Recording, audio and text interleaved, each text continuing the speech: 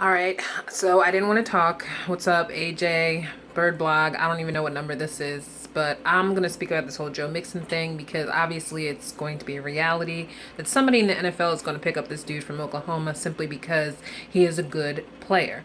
At the end of the day, they seem to ignore the fact that he is known to have beaten women and beaten other people who were opposite of his team in the past in high school. So now all this stuff is coming to the surface, and I don't know why it seems like a moral dilemma, but I think it's common sense that even if the Eagles do look at him, it doesn't necessarily mean they're going to pick him.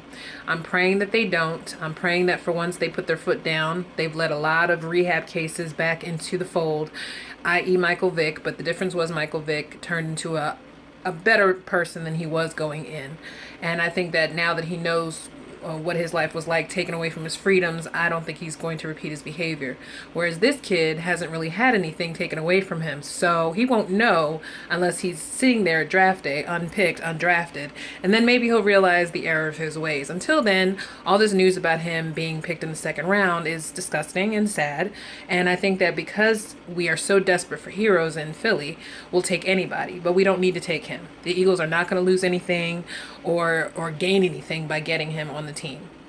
I don't compare him to Michael Vick in the sense that, Michael Vick was young, yes, but he didn't have all these issues with beating people up since high school that came up. That what happened with those dogs was horrible, and he learned his lesson. He served his time, and he's still serving his time because he'll never get away from it.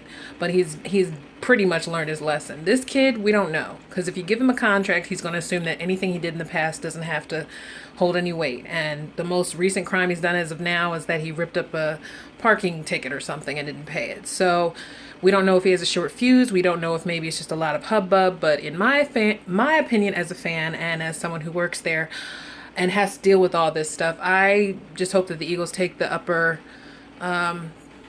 higher road and they just decide to just move on. There are plenty of other running backs that deserve a look. And at the end of the day, this is about our team and not about one person. And we don't want to make this about one person. So I think that Joe Mixon should just sit undrafted and learn his lesson. That's my take.